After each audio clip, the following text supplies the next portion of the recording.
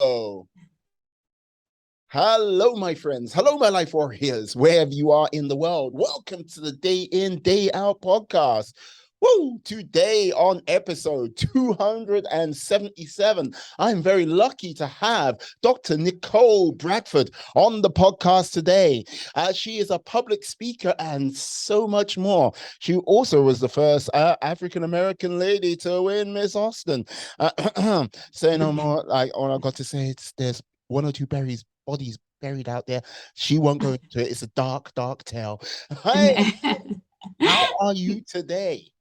I'm doing great and I'm so excited to be here. So thank you so much for the opportunity. I'm excited to have you on today. Like, you know what? Like, looking through, doing the research I could do in, like, at my brief time, I have to say, you have, how can I put it? A challenging life, to say the least. How, like, so from like abusive household, teen pregnancy, and like a dalliance with the law. Yeah. Yeah, how like Miss Austin, Miss Austin, Mhm. the doctor. How on earth does that actually work out? Because that's like a Hallmark movie waiting right there. It is. You're definitely right. Spot on. I am the youngest of six kids. My parents had five girls and one boy. And so, being born in Austin, Texas, I lived on the east side of Texas. So, I have very humble beginnings. But in my family, unfortunately, I witnessed domestic violence Mm. with my parents from time to time. And of course, at that time, I was learning how to, wear the mask because you had the problems at home, but then you put on that face when you go out into the world. So it was about my middle school to high school years that I actually knew what was going on in my house. In addition to that, my siblings, some of my sisters became parents at a young age. So Mm-hmm. when they were in high school, so definitely something that it was a norm in our family, but not anything that I wanted to be a part of. And that was one of my greatest fears was to become a parent too young. So dealing with the domestic violence and the teen pregnancy, and then I had some siblings that would go in and out of the criminal justice system and making the poor choices. But we grew up in a family oriented environment. Um, and my parents were very successful in the end. They had it tough at the beginning. They were raised in public housing, but Mm. they were very successful with their businesses and things of that nature. So, yes, pretty tough being the youngest of six kids, but I have been able to transition and learn from what I experienced at home so that I could use my experiences not only in my childhood but also in my adult life, transitioning into, trying to fit in with your in laws, to also going into your career. When you go into your career life, making sure that you're still able to hold on to that integrity while you work. So, those transitions help to prepare me to become the individual I am today. Yeah, and like I find individual you are, and like with you mentioned integrity. Like, is that the was that the sort of cornerstone to sort of like break the quote unquote cycle, if you get what I mean? Because you mentioned other members of your family getting Mhm. pregnant early, and like, yeah, you didn't want to be a, a unprepared mother. Uh, Correct. um, yeah. So, how would you say like? It's one thing to say integrity, but what sort of like systems or measures did you put in place to keep you on the correct path? Well, I always say, and I think that's the main reason that I started this company, Maintain the Flame, Mm. because I say in a lot of our lives, we start off young. Yeah. And despite what was going on in my household, I still had this enthusiasm and this zest for life. You just want to be that child, you want to have fun, you want to fit in with your friends. But then when you transition for being full of life, you come into this adult world. And so that's when your flame for life begins to either flicker or dwindle. And sometimes we even suppress that because we're trying so hard to fit in with everybody else. So I want to make sure I'm going to college because everyone's going to college, or I want to make sure I'm marrying the right guys so my parents will be happy, or so my in-laws will approve of our decisions. And when I go into the workplace, I want to make sure that I'm laughing at the right jokes and I'm fitting in and going to coffee with the right group. But then are you being true to yourself? And so you have to take a step back and say, unfortunately, in our society, it's so many people that we wear this mask and we take it off depending on who we're around. And so I just want to inspire others to reignite your flame for life and design the life that you desire, because everyone has expectations for you, be it your family, your friends, and you're trying to navigate this adult world. But what's most important is being audaciously authentic in the life that you want. Mm. I when like people say authentic, I sometimes look at it and go, yeah, it's a very hard thing for many a person to, well, discover their authentic self Yeah. without having to do a lot of sitting down and a lot of reflection about their life and where it's going, or where it's come from, or where it is presently, where it might be in the future. Like, Mhm. what would you say to people with regards to trying to find their authentic self? Because it's easy said, Oh, yes. not so much like easy done, you know? You're right, because as adults, we just want to make the right choices, and I always say we are just children in big bodies. Mm, So the life that we had as kids, there are still bullies out there. We have adult bullies that just transition. And so you have to find the fire and the ability inside to say, this is who I am and this is who I want to be. I will tell you, as a principal of a school, I had a young lady that was so frustrated with her situation with her parents. Well, the parents wanted, you will be a doctor. This is what we want for you. We know what's best. So she would come to me and say, Dr. Bradford, this is irritating. I don't want to take all these AP classes. I mm, don't want to be a doctor, but I don't want my parents upset with me as well. So we took some time and we scheduled some time for us all to sit down. And I just asked the question of the parents, did you ever take time to ask your daughter, what does she want to do? Because as a parent, you've lived your life, you've made your decisions, but now you're imposing this on your child, what you think is the right path for her and what's going to make you look good around your friends and your peers. mm, But it's causing problems in your relationship, because do you truly know who your child is and who she wants like to be? So out of that discovery, we found out she actually just wanted to dance and she wanted to go to Juilliard school. And we were able to come up with a compromise. She took less AP classes, but she felt comfortable. We were able to get her in some dance classes because she wanted to be true to herself. And I think that starts early on in our lives, having those courageous conversations. And then as adults, taking time to take a step back and saying, wait a minute, am I truly happy with my life? Am I truly happy in this relationship? Am I truly happy on this job? Or am I doing it because of the image it gives me with everyone else or how it sounds? But what we want to do is tap into what's best for us and what fits our needs. So that means having those conversations with yourself. That means taking some time to reflect.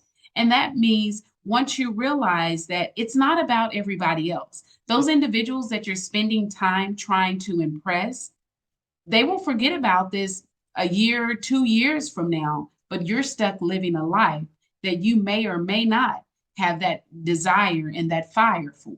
mm. So would you just say it's just down to happiness, or is it comes down to either also value as well? Because it's one of those things where you go, I'm truly happy. That's one thing. But do I have true value? Do I truly value this, or do I truly value that? Does it go Yeah. together? Or is it Oh, just most definitely. I think it definitely goes together because you have to reflect, do I have value in this relationship? mm, Am I giving more than I'm taking? Or am it someone, or my needs being met as well? I have the ability to meet your needs, but are you meeting my needs? And Mm, that's the same thing in the jobs that we have. And that plays into the integrity part that we talked about. I've been in positions before where, you have to evaluate, is this really meeting my needs? Am I in this position for the clout, or does it make me happy? Or am I okay with the things that I have to do? As mm, educators, we have a very, very tough job. We have to deal with parents, we have to deal with students, and then we still have a life of our own. So we have to make that decision. Is this something that I'm bringing value to the table? Is this something where I'm positively impacting the lives of others? And is this something that I'm happy with? If you cannot answer those questions with a resounding yes, then you need to reevaluate so that you can design the life that you're going to be happy with. mm. Like this is the thing. I hear that, and I really like what you're saying, but like there's one of the things which often comes to mind when I hear this, like when it's a case of standing up against one's parents. Like basically, there's a like, have you heard of the tall poppy syndrome? No, no, I have not. Like basically, it's one of these terms which I think is used in Australia a lot. The tallest poppy gets cut like first, because if someone tries to like stand out or be different from the rest of the crowd, it's like, yeah.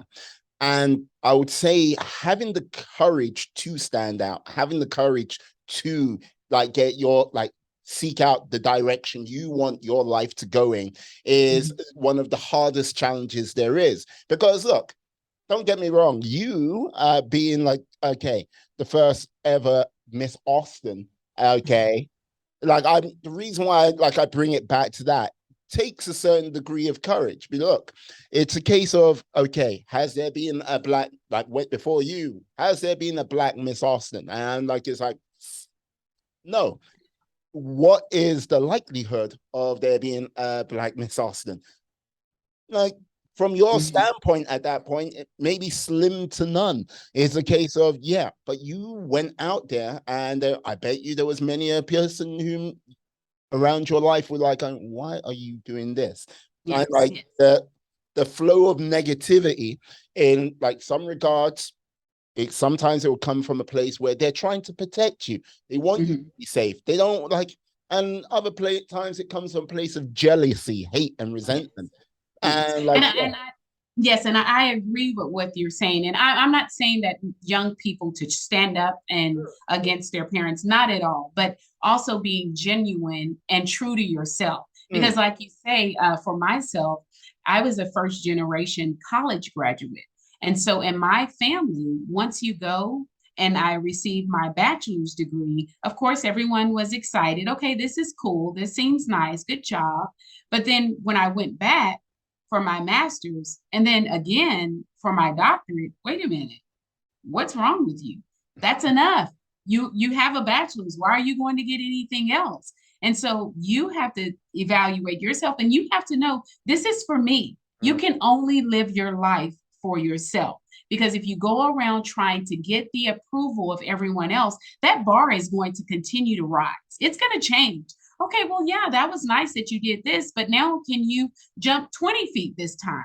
And so you're never going to please them. So you have to remove that desire to please others and focus more on pleasing yourself. mm, Because once I broke away from the family and I made that choice, I think I'm going to get my master's. Despite the lack of support and the questions and the jealousy, I knew that this was best for Nicole. I didn't know what was going to happen. I mm. didn't know how it was going to turn out, but I knew that it was best for me. And that's some of the challenges also as an educator. You may be in a classroom and you may be asked certain questions or to do certain things. Okay, it doesn't matter. Just go ahead and pass them this time. Well, no, that has to do with me and who I am and the integrity that I have. And can I be okay with myself when I go home at the end of the day? If that answer is not yes, then you need to rethink your decision. Mm. And also life has standards, even Yes. though you don't like, even though you might not see these standards in plain sight. they will like somehow come around and measure you to those standards quite Mhm. harshly if you're just coasting through life. Yeah. Yeah, it's one of those things when back in the day, there's an organization called the Fresh Air Fund in like New York State, and Hmm. I was working as a camp counselor uh, in like for inner city kids. And one of the things, like in my first year there, I was like, yeah, so yeah, so oh yeah, that take it, and you hear the stories, you hear this, you hear that, and you're like, oh no, that must be terrible. Uh, by the end of the third encampment, when I was hearing the stories, I was like, now, don't know, but you, I've heard this story a time and time again. But like the whole thing is, if you carry on the way you're doing, acting the fool, acting the clown, like having your standards way down there, Hmm. they'll let it go when you're a kid. They'll let it go when you're maybe in your like teens, but when you hit a certain age, they will not let it go, and those standards and measures will come into play, and it'll be like, I well, and that's that, and I totally get what you're saying. And to be different is very, like you talked about. It's okay when you're young, but you were happy when you were young. You mm, were carefree because you were okay with yourself and you were being authentic to who you were. There are adults. I've had my kids. I have three children. yep, I have one that's 25. She's a teacher. She graduated from Hampton University, a son playing football at Angelo State, and a daughter at UNT running track. When they were younger, some of their friends would come to the house, and one little boy in particular would say, adults don't act like that. Adults are not supposed to do that. And I would tell him, no, that's what he perceived because that was what he was taught. But I am not going to limit my ability to live life and enjoy life for anyone. So if that means I'm going to dance, or if there are games, if I'm going to paint my face and I'm going to scream and I'm going to be excited for my children, there are people that would look around and say, let me just say, it was uh-huh. a very fine foam hat you were wearing for Uh, your game. Like, very fine. Thank you. But I am serious. But for the people that may say it doesn't take all that, that's ridiculous. There are so many more adults that want to live out loud, but I'm just so afraid of what people are going to think. At one of my son's football games when he was younger, I was yelling and cheering from him and had the bobblehead and painted my face. I had a mom come up to me and tap me on the shoulder and say, hey, I hear you're yelling for your son. Do you mind yelling for my son? Now, this is an adult. We're at a game. Other people are, but they may not be as wild as I am. But this parent inside wanted to be there for her child and yell, but she was so concerned about what the people around us would think instead of thinking my son would be proud because I'm cheering him on and I'm loving on him. And that's sad. And that's the same thing in the workplace. You may ask a question of your supervisor. There are so many other colleagues around you that are saying, I'm thinking the same thing. And why does that happen? But you have the courage to stand up. But then you get the response, you're rocking the boat. Why are you asking so many questions? You don't want to get labeled as the troublemaker, but it's okay to ask questions. And I think that as adults, we need to live our life to the fullest. And you have to be true to yourself. It doesn't matter who likes it, who doesn't like it. The courage that you had when you were younger should be the exact same courage that you have as an adult, because you can tell your child or your niece or nephew or a friend of the family all the time, oh, you look beautiful. Don't worry about what other people think. Oh, go over there and sit down. Don't worry about what the other kids say. But are we doing that as adults? You can't give what you don't have. So you have to have that love for yourself before you can pass it on and teach your children to love themselves enough so that they will say, you know what, you don't have to like this outfit I'm wearing, but I'm doing it because I like it and this is who I am. And your home has to be a training ground to prepare them for the challenges that they will have to face. Mm. Like, this is the thing. Like, you strike me as, how can I put it? Some of the few adults which still dare to dream. Mhm, Because, like, this is the thing. With all of what you're saying, self-love, care, and like that, mhm, there are many adults which have stopped following their dreams. Because as a kid, now, this is the whole thing. Yes, innocence in that time and that courage back then. But the mhm. important thing, what more times happened when you were a kid, you had the imagination and you had the sort of heart and desire to follow one's dreams. Whether that Yes, be, I want to be a fireman, I want to be like, yeah, a space person, I want to be like today, a YouTuber. yes. As adults, those dreams get gently snuffed away. It's not a case of they're not there anymore. They just go a little bit dormant. And we don't invest in time to put towards those dreams because, hey, it is one of those things where, yeah, life has a ways of dinging you up left, right, and center. So Mhm, no, I won't go for it. But what I really love to see from people is when they do start having that dream and basically acting on those dreams because it shows mhm. they're putting time and investment in themselves. Because so many times we put investment in Everyone everything else.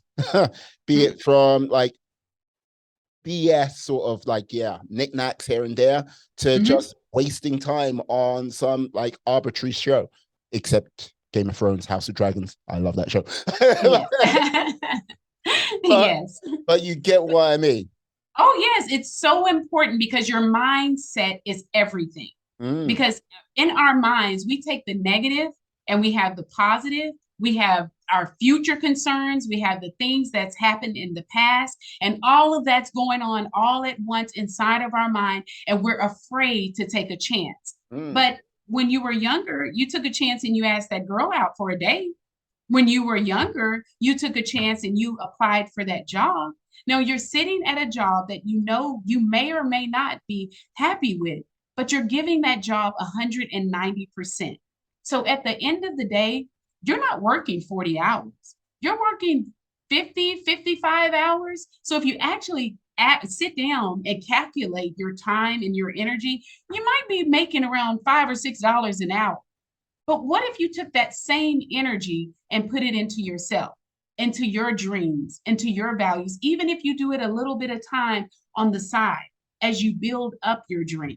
mm. And so those are the things that we need to look at. But then we have that mind of ours that'll say, oh, don't waste your time. Why would you do something like that? That's a waste of your everybody's. I mean, you shouldn't do that. Well, I'm pretty sure when you go to the grocery store and you walk down the potato chip aisle, there's not just one bag of potato chips. There are 50, 60, 70 bags of potato chips. So that means that someone out there is going to love what you're providing. All of us don't like hot fries, but there are some people that do. So put your product out there, go after your goals, build your business, whatever it is inside of you, don't allow it to die. Because you know what? I lost my sister, number 5. I'm number 6 at the age of 48. She had just retired. She had been retired for, let's say, I think 3 or 4 months. And that was the end. She Mm. was preparing for her 50th birthday, and you never know. So, do you want to leave this earth with a bunch of, I should have done that? I could have made that business. I should have had that podcast. I'm just as good as that person is. Or are you going to act on it? Mm. Because it's one thing to talk about it, but it's another to do it. And it's very hard, but it takes one step. And that's the name of my book that I wrote. One step is all that it takes. You cannot walk up a stairway just by one step and you're already upstairs. It takes one step and then another step. And all of those small steps builds up to something great. But just like you can invest in your kids, your husbands, your jobs, whatever it is, take that time and that passion and invest it in yourself. Mm. Yeah, basically there is a saying by Les Brown. Like he goes like on your deathbed, you've got like all your hopes, dreams, like standing around your like bed, looking at you with angry eyes, and Mhm. basically saying only you could have gave us life.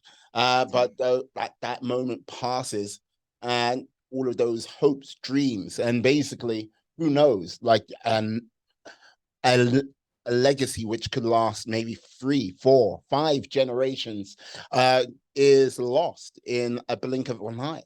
Mhm. Because yeah, as you said, like your sister passing at 50, my like you know what I mean, rest in peace. But Yes. time, like we often think of time as we either don't think about it or it's always we've got another day. Got Yes, and that's the thing. another. You're totally right. I have all the time in the world. I'll get that done after. But the thing is, you have to live in the moment because nothing is guaranteed. In 2019, I picked up both of my parents and I brought them to live with us here and to help take care of them. My dad had suffered several strokes Mm, and he had aphasia and a feeding tube. And my mom had Parkinson's and dementia.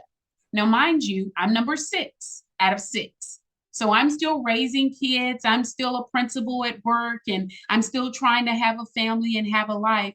But I took time to take care of my parents. Well, I lost my dad in 2021, and I just lost my mom in April of 2022. mm, But that time, I thought when I brought them here, they'd be here forever. Like, those are my idols.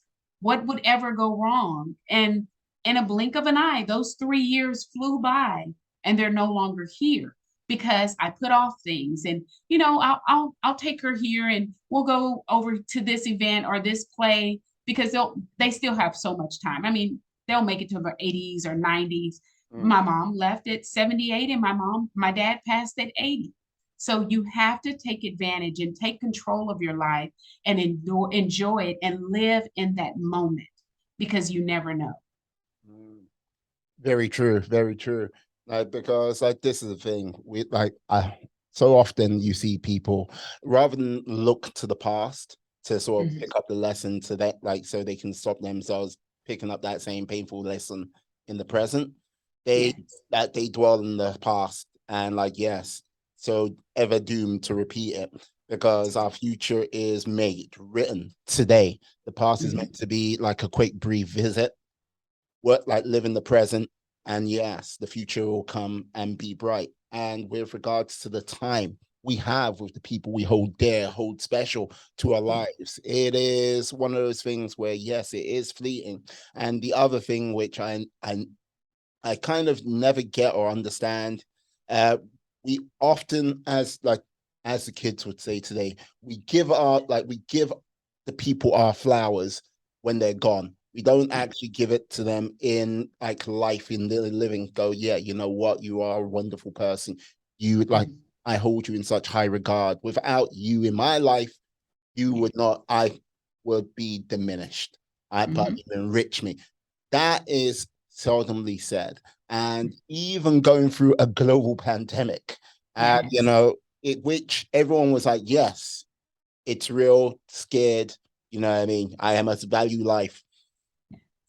That time passed, and it's like the world quickly has forgotten Mhm. the sort of valuable lessons which can be like that opportunity, that loss should have given us. Like, how do you stay present? How do you stay in the moment? Well, I just focus on what's going on in the moment in my life. I focus on the people that matter most because I think sometimes we give so much power to the things that should not be a priority in our lives. And for me, as a parent and as an educator, because my even now with my children being in college or an adult child, it's so important to connect with them and be intentional about having those relationships Mm, because we think that sometimes as parents it's great that I'm involved in my child's life, but I'll do that kindergarten through 5th grade, and then while they're after elementary they don't need me, they understand, they're good, but that's when they need you the most, especially as they turn into their high school years and even college, because there's so much peer pressure out there these days. So Mm. just as we're intentional with the elderly in our lives, we must make our children a priority. And I know it may be surprising for some, but I've had so many parents in my years as an administrator to come to me and say, well, how do I get him to listen? And how do I know when something's going on with my child? Take time and make them a priority. Mm. Make them a priority. You make your job a priority. You make everyone else and other things a priority. But these children and these students, even at 17, 18, 20 years old, they're dealing with issues fitting in, being bullied, and they may try to bring some of those to the attention of parents. But come on, they're just teasing you at school. Don't worry about it. You'll get over it. But that problem for that your son or daughter is just as big for the parent as if you were a parent saying, I got a mortgage payment and I forgot to pay my mortgage. How would you feel if your child came to you and said, come on, you got next month. Don't worry about it. You're only 30 days late. You know how that's going to impact your life. Well, that same problem for you is the how they view the problems that they deal with. So we have to take time, sit down, connect with our children, be intentional about those relationships because you don't know the difference that you can make in their lives. Take those cell phones. I've had parents that'll tell me, well, what do I do? I mean, they won't give it to me. You pay the bill, cut it off, log into the system, take off the internet. We're going to sit down. We're going to have a conversation. How was your day today? How are your grades looking? Not the normal, everything's fine. Pull up your grades. Show me. How can I help? And that's one of my favorite lines that I say to my children all the time, even as a 25-year-old daughter. When she calls and she may be dealing with something, how can I help? Mm. They know that this is a safe space to make mistakes so that I can let them develop into who they desire to be. Most importantly, be authentic and be happy.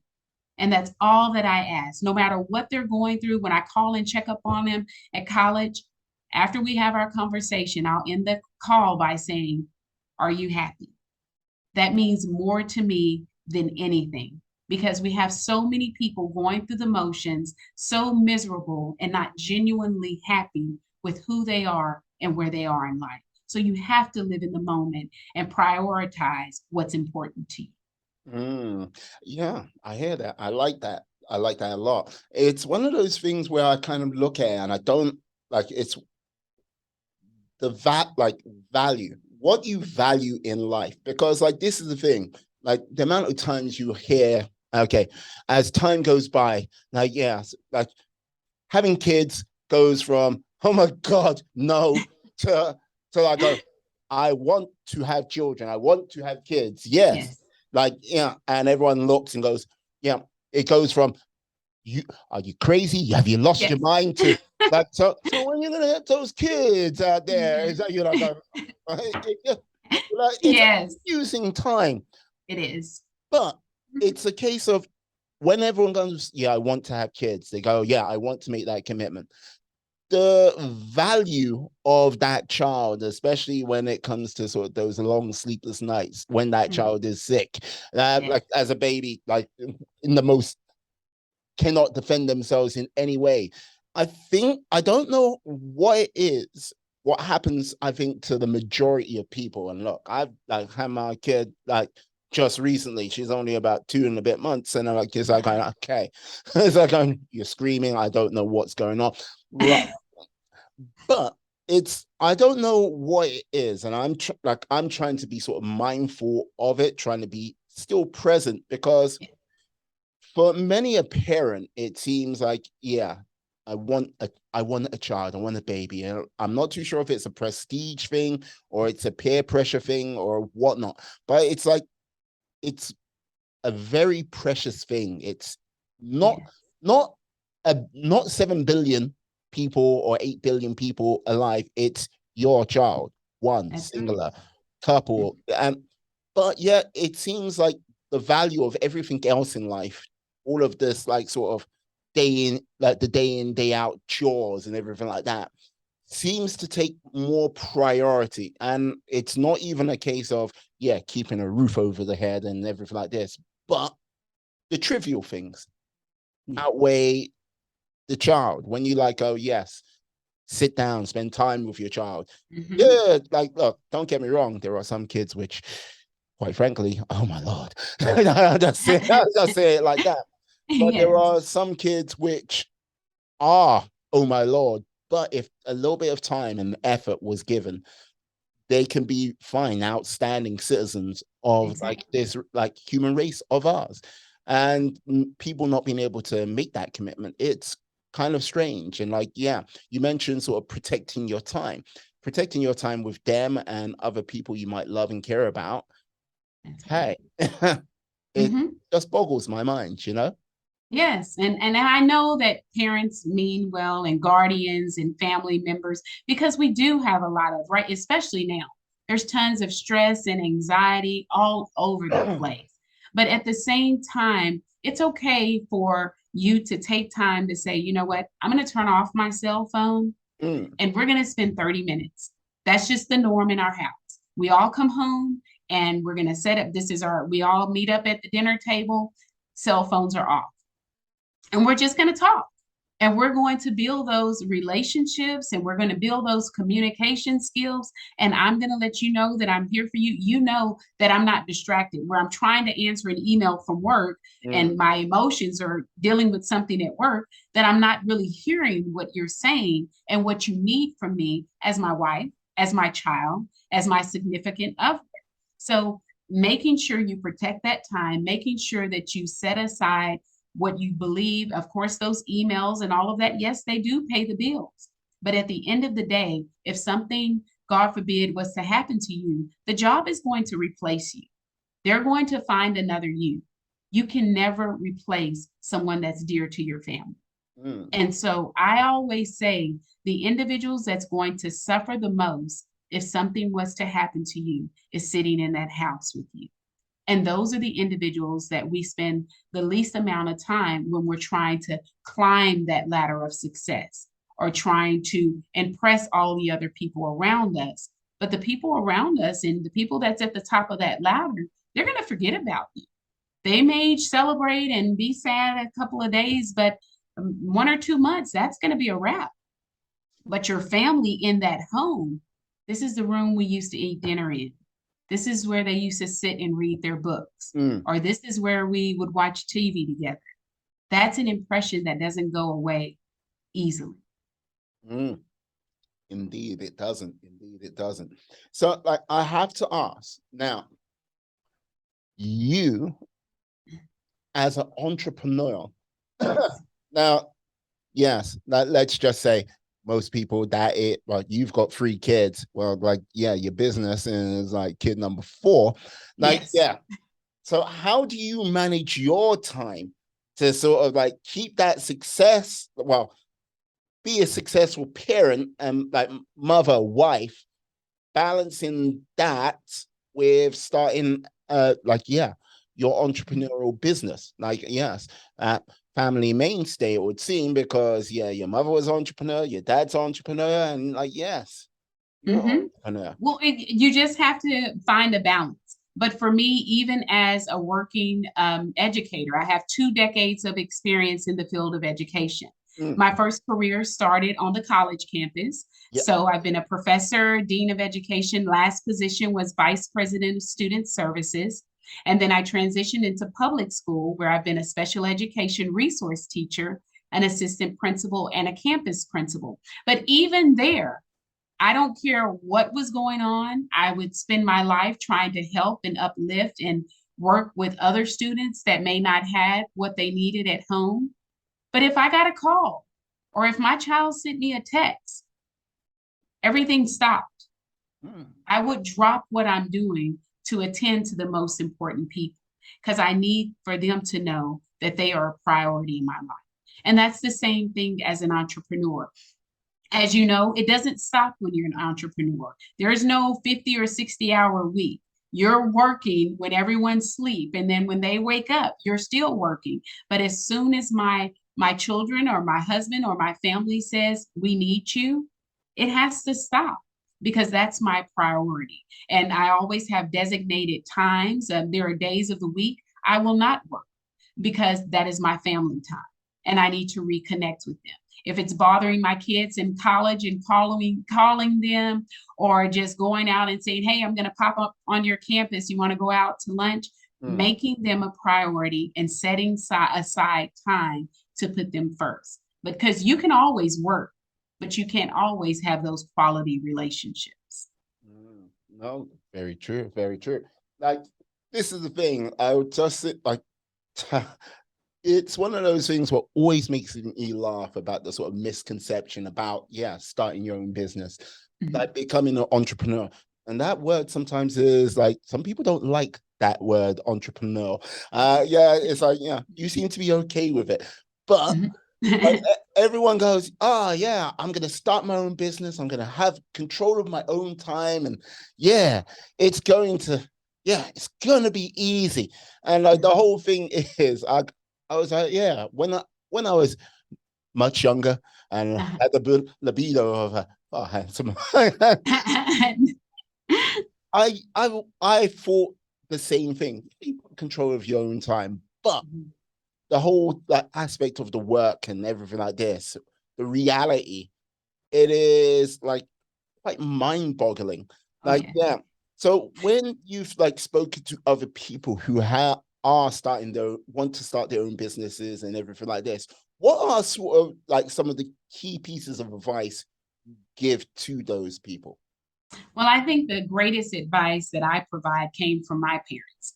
And with them being very successful entrepreneurs, is just making sure that you have that passion inside and Mhm. know that even on your worst day, there's still something to celebrate.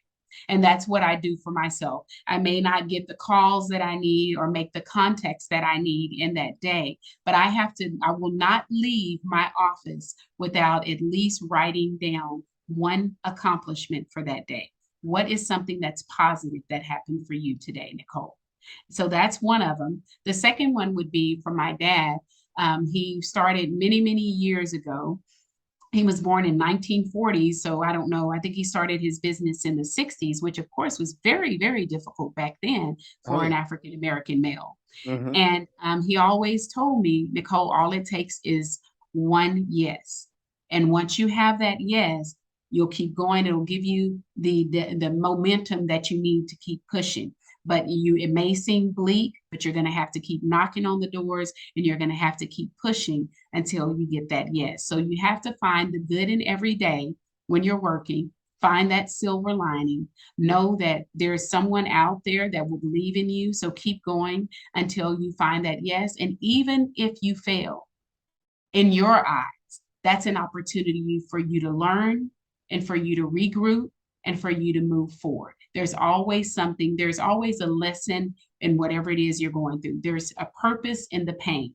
It may feel uncomfortable, but it's only preparing you for the next day, the next challenge, so it'll be easier for you to move through.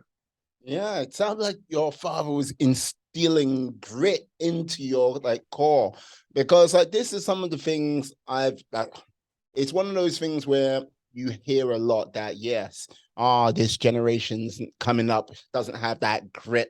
This Yes. generation doesn't have that sort of like steeliness and everything like this.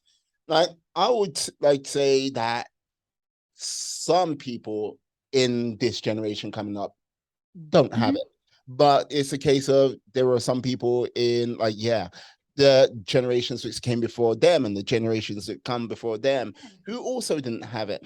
It's one of those things where I would say being like a business owner, Yes.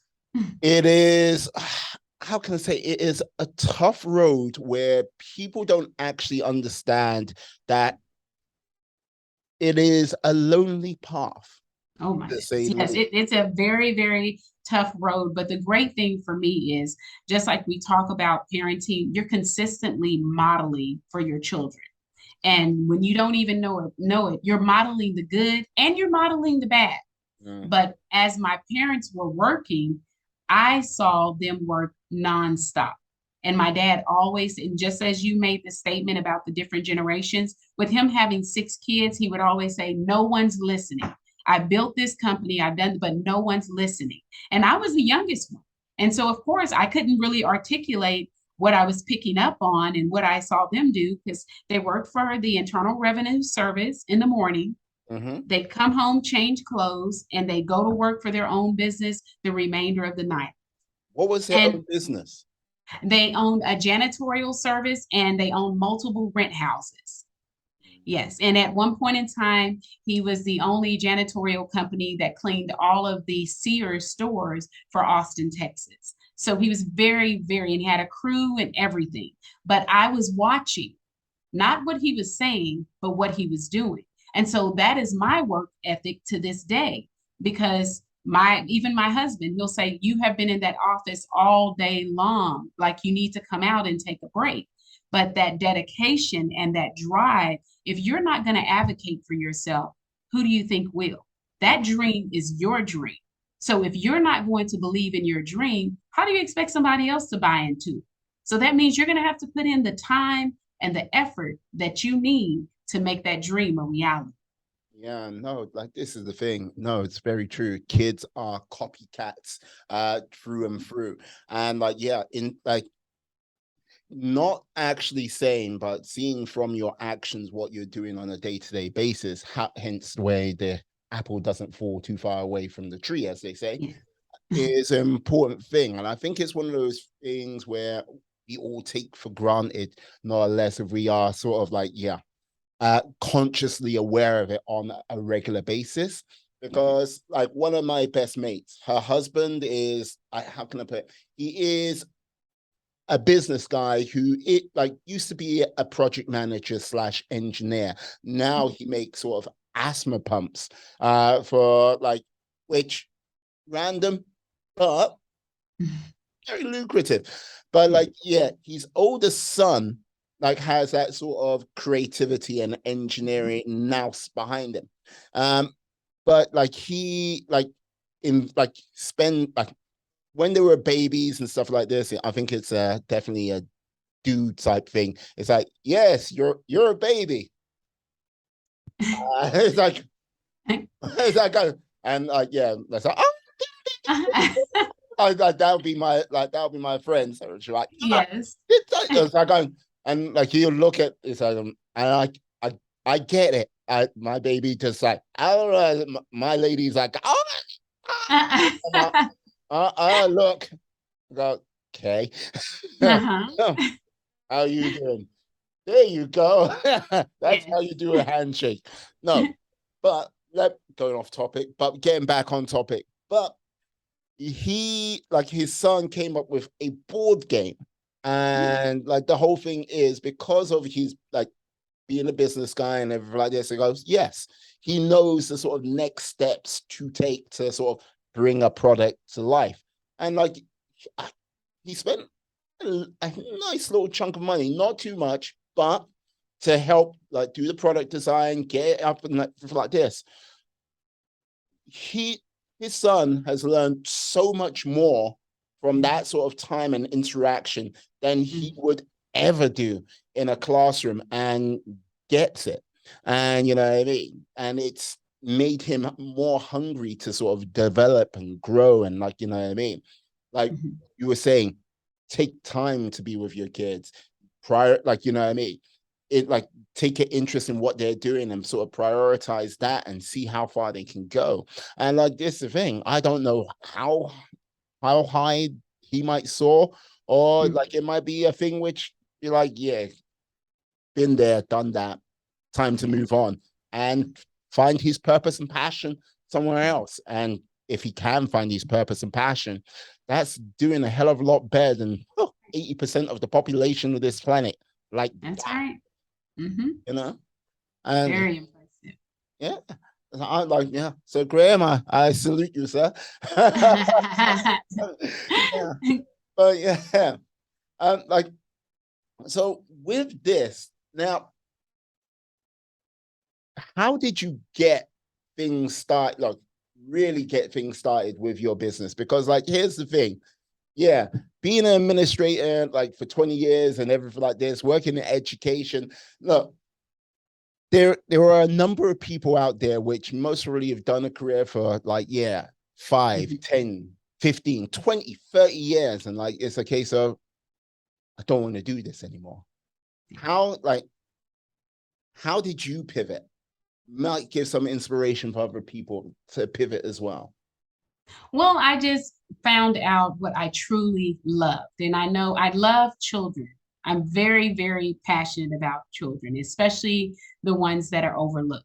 And Mm, so I know that that's a calling and something that I'm inspired to do. I love working with teachers and helping them to come up with strategies to make sure that our children are connecting in the classroom. I love working with business owners to make sure that they're focusing on the relationships with their employees because quality relationships equal results. And I just had to take time through my experiences to know, Nicole, this is something you're good at. This is something you enjoy.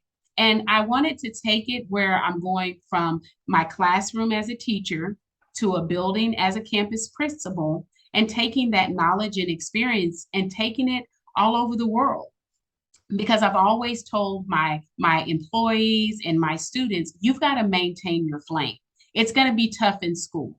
You're going to have those hard days that you want to give up. Even in dealing with high school students, you want to drop out, but you've got to maintain that flame.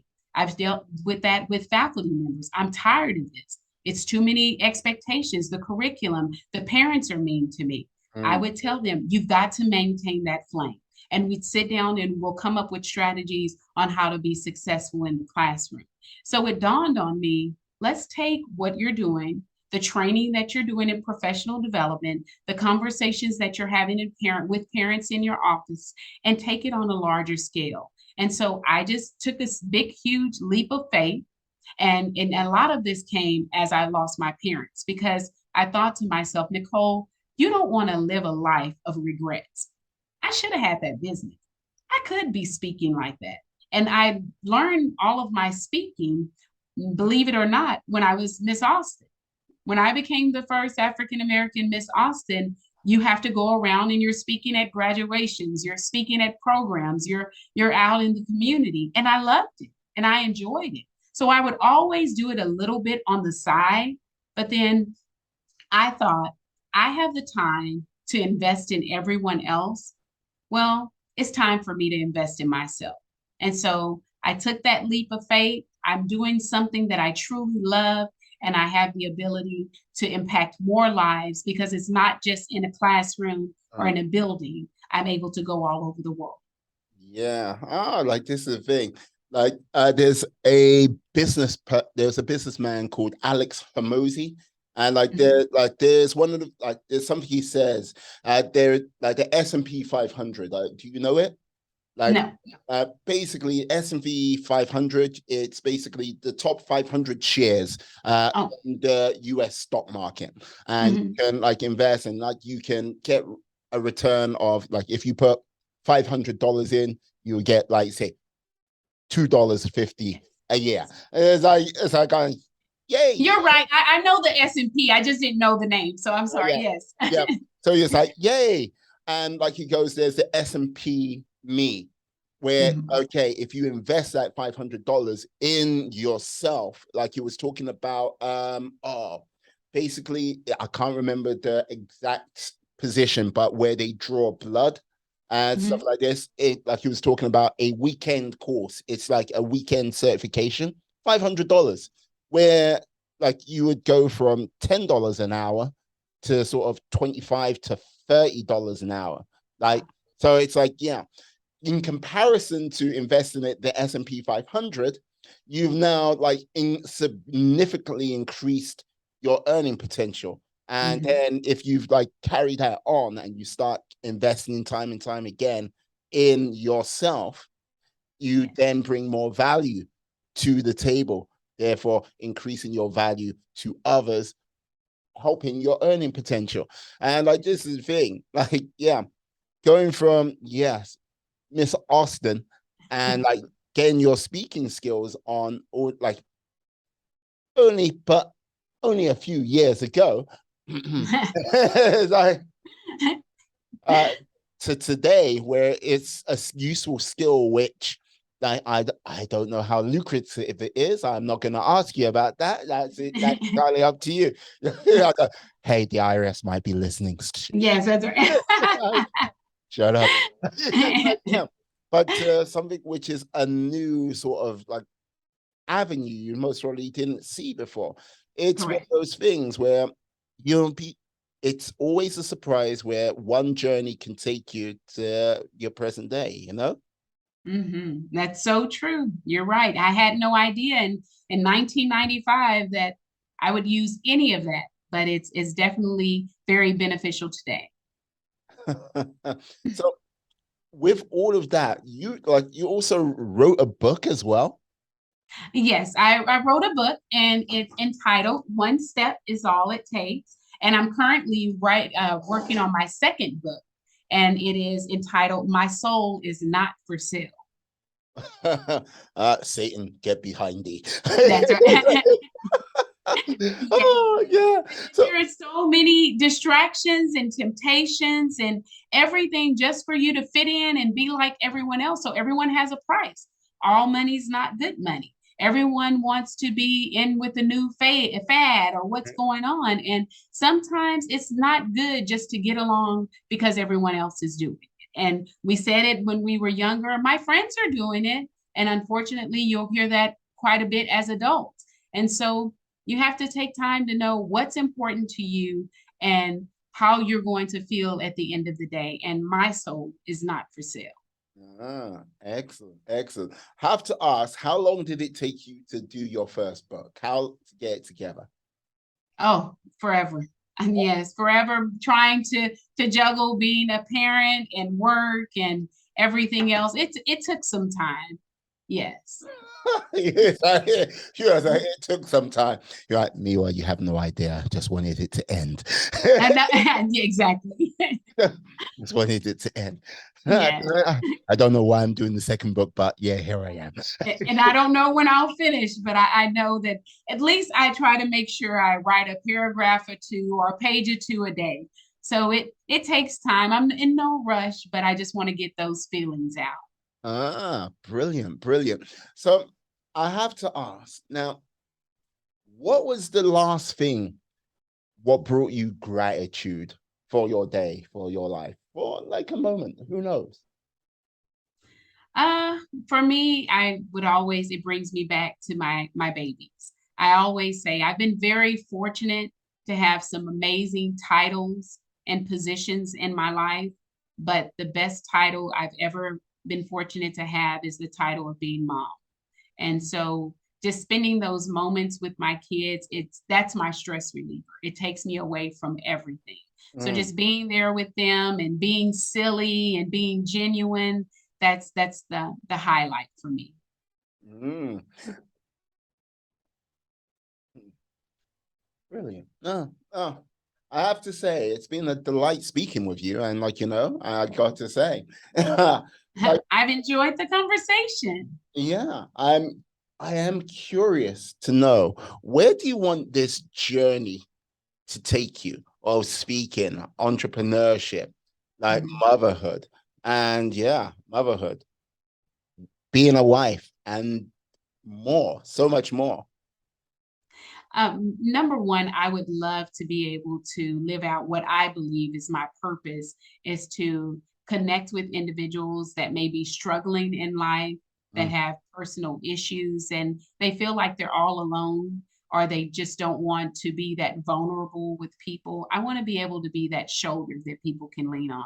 I want to use my life, even though maybe some of my experiences that people would say, there's no way I would share that with anyone. I believe that God puts you through certain things so that you can help someone else. So I don't mind sharing. I don't mind sharing my failures as a principal, as a mom, as a wife, with my in laws, with my children, if it's going to help improve somebody else's life and give them the courage to keep going so that they know you're not the only one.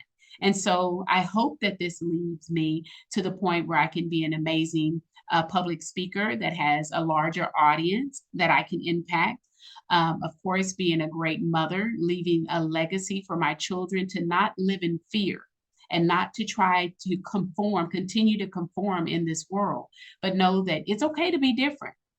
And it's okay to pursue the things that genuinely make you happy. And so I always try to live my life in a way that I can't ask you to go after what you believe in, and I can't tell you that you should do what makes you happy, and I don't have the courage to do the same. Mm, brilliant. Brilliant. Dr. Bradford. Yes. Yes. Got to say, yeah. Thank you very much for coming on today. You have been exceptional. You've been a star, legendary, as they would say. Can Thank you? you. Oh, no worries. No worries at all. Can you let the people know how they can find you out there on the interwebs? Oh, sure. Yes, my website is www.maintaintheflame.net. And on there, you can get a copy of my book. You can book me for speaking engagements, or if you're so inclined, you can book me for one-on-one life coaching. There you go. There you go. Yes, seek her out, my friends, my life warriors. I like to say thank you for sticking with us up until the end of the show. Please stay well, stay safe, be awesome, be excellent, be fantastic. Be all the positive bees you can be in this world and then some. Keep pushing forward. Peace. And we are.